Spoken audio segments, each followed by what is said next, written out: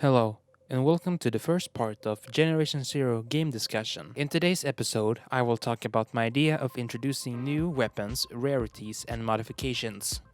This part is inspired by Tenebris Infinite's video 10 Guns We Could See in GC's Future.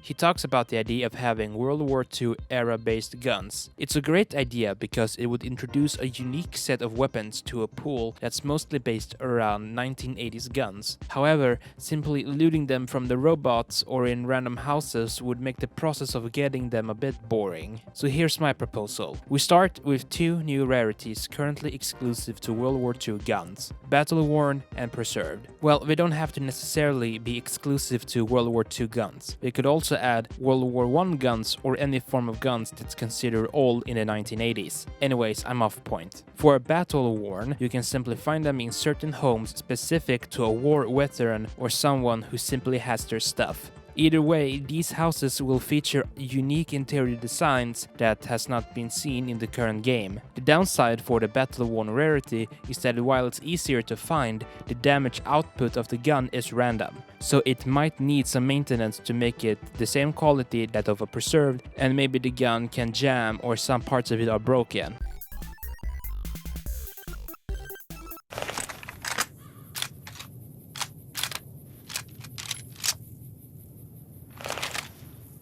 It might be unreliable, but it works. The second rarity is preserved. This is of a much higher quality than battle-worn, but it's missing a key feature.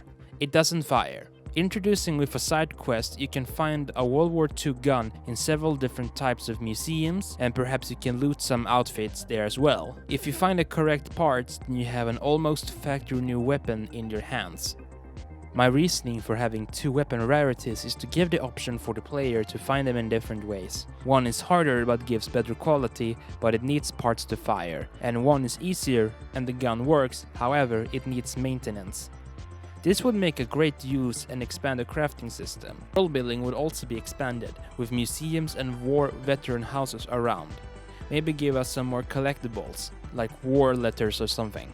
At the end, both guns need some crafting to work, or at least be at their best. Whether this is a good game design choice, I'm not really sure, but it gives an incentive to use the crafting system, and a way to play around with different guns and rarities that isn't tied to the current crown rarities.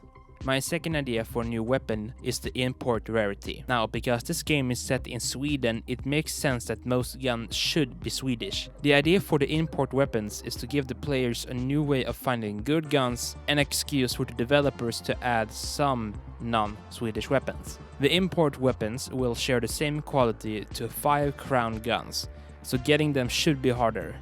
As the name suggests, import rarity are guns that the Swedish military has imported and stored in several military buildings.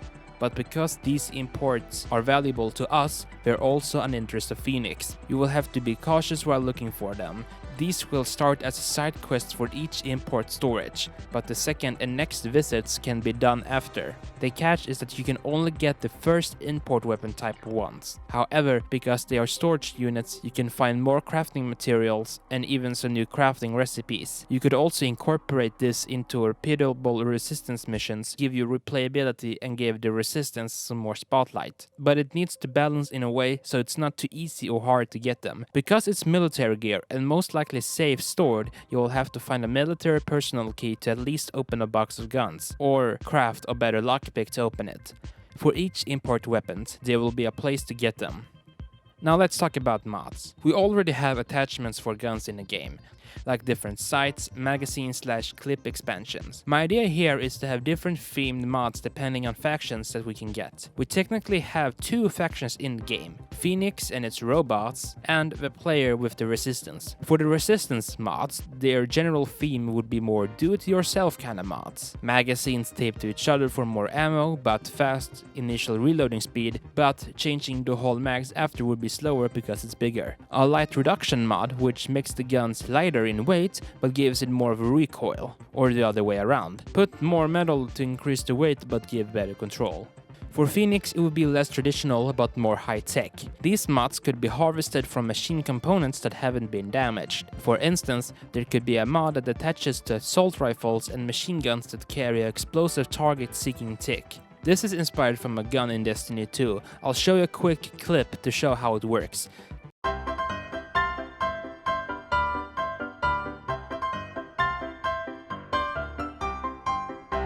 If there's a pussy-ass titan hiding around a corner, he's dead. A hunter, dead. A warlock, dead. Anyone that tries to hide from you or run along the ground, they are dead.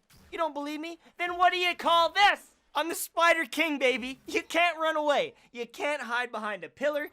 I don't really have that many ideas for Phoenix type mods, but basically they would be experimental weapon versions, but for mods. For the third faction that technically doesn't exist because they are all dead in the area is the military. Basic, straightforward type of mods. I'd like to separate the Phoenix mods from the military, considering that Phoenix is developing its own weaponry and the military mods could be an expanded pool of attachments that we already have in the game, like different sights, stocks, magazine types, handles, and laser sights.